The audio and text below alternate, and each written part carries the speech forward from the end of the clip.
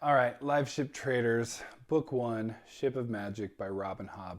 It's just excellent. Robin Hobb, what can I say? A spoiler alert, I loved it. This is one of those books I just was not expecting. I've read the Farseer trilogy by Robin Hobb. I loved it. It's just great epic fantasy. You don't need to have read that before this. There's some mention of the Six Duchies, and that's about it. There's not a whole lot there as far as the overlap, at least, other than that they take place in the same world. This is such a unique, I just had never read fantasy like this, but it's excellent work as usual with Robin Hobb, and that's the thing. That's what I learned, is that her character work is just some of the best. Is that you get to know these people, they become your friend, they become your sibling. I feel like to some degree, you're so close to some of these characters that you just love them. And in this case, you're so close to these ships that you feel for, and your heart reaches out to them. And somehow I have ships that are some of my favorite characters. So this is such a cool series. I'm actually almost finishing up Mad Ship, which is book 2 in the Liveship Traders. So I wanted to talk about this. It's definitely very fresh, and I hope the line between the two, I can keep them straight. So what we're looking at is this town called Beantown, and it's this interesting little part of the world where they are unique in having live ships. And these live ships are unique in that they are essentially sentient wood. So they can talk, they can chat with you, they can help like steer the ship. They're extra fast. They're faster by far than any of your normal ships.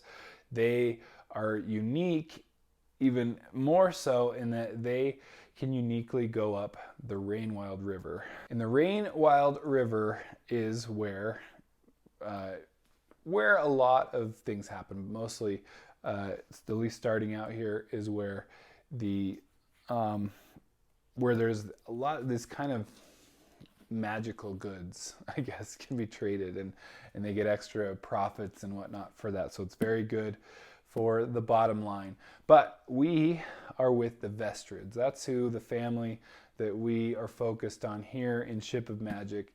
And specifically, they have their own live ship that hasn't been what's called quickened yet.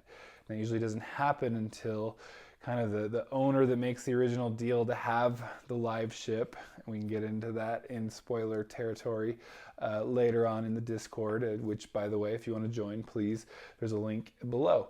The live ships they're just this unique thing, but they have to quicken before they kind of become the sentient thing. They're semi-sentient until that time, but once the kind of owner passes away, then the live ship can quicken. And so this is what we're talking about with this ship. The Vivacia is what it's named.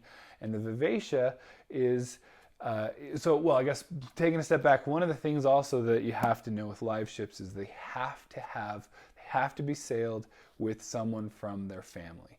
They'll go mad, they'll go crazy. All these things can happen if they don't have that person. If they feel abandoned at all by their family, you can have big problems. They have to have someone from their family. So the Vestrid family has to have someone on the live ship to be able, for the live ship to be able to continue to make, to do trading, to do whatever it is, but just to function and have all the benefits that a live ship has.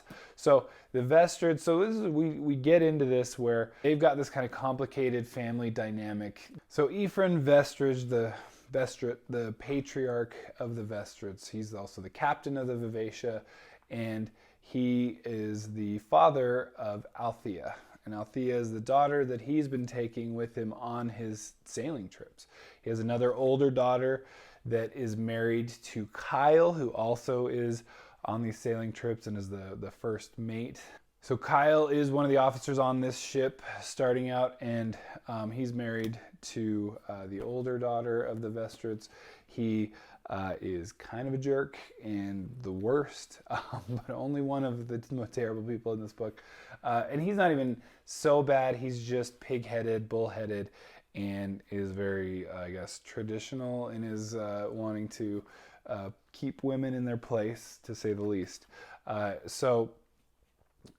then, there's this big struggle because inevitably Ephraim Vestrit dies and the live ship quickens.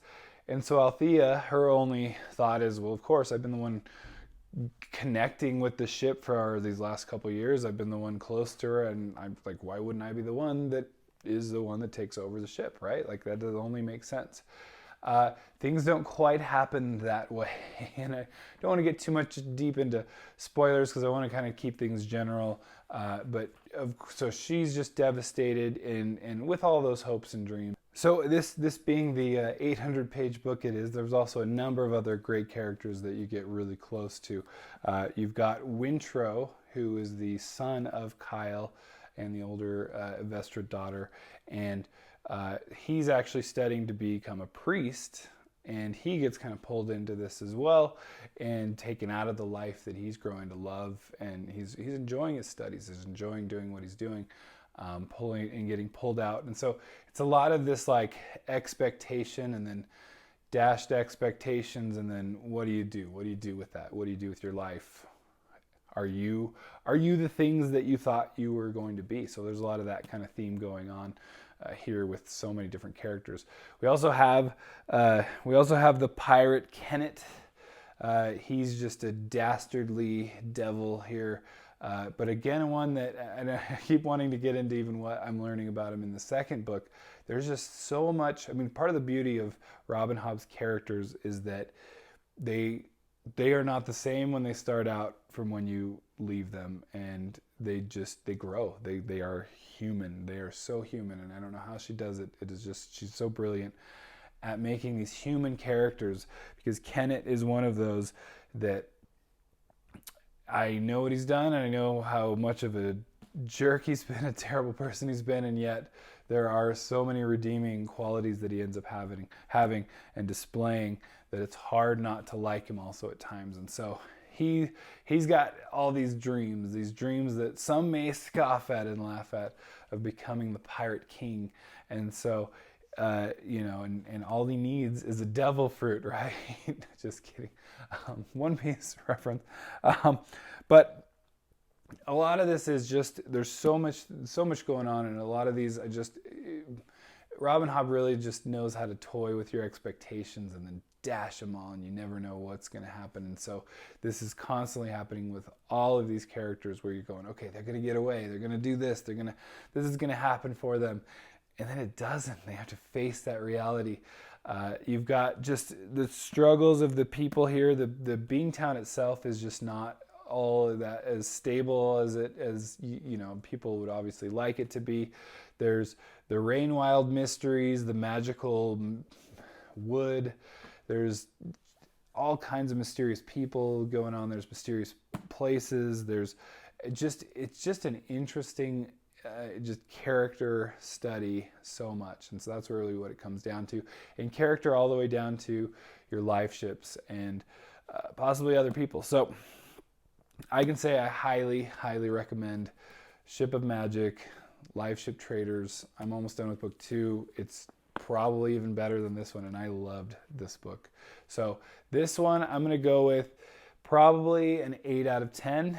I am hedging my bets a little bit, but 8 out of 10 I think is fair enough, because I think Mad Ship's turning out to be 9 out of 10. But this one, it's so brilliant. It's such a good series. I cannot recommend it enough. One of the things I think that the biggest thing that I learned from and that took from it is this kind of, you get a lot of female perspective, and this female perspective of how females are treated compared to males. And it's especially in a male-driven world where, just sexually, if, a woman is promiscuous, and then how she's treated as almost worthless because of that by certain people. And so it does show that, but also it's, there's redeeming values too in other people. So they show their character, and a lot of just, I've talked about this before, but one of the things that my wife is constantly having to, there's so many things to teach me, is just, there's things that I take for granted. I take for granted getting out of the grocery store and throwing groceries into my car and not worrying that somebody might be there as a predator, against me to be able to hurt me in some way. And so these are things that you start learning from these perspectives of what am I doing? What am I doing that's making people feel lesser, right? And trying to work on not doing that going forward, and just try not to take advantage or take for granted the things that I do take for granted, and go, maybe that person is doing that thing because they live a whole different life than I do, and they can do it, and stop judging them. Anyway, a lot of good just perspectives here. And that's what Robin Hobb just does so brilliantly, is these characters. They're real, and I love all of them, even the bad ones sometimes. So, all right. Hey, thank you so much. Appreciate your time. Don't forget to like and subscribe to Shelf Centered if you like this kind of thing. And I will see you next time. Bye.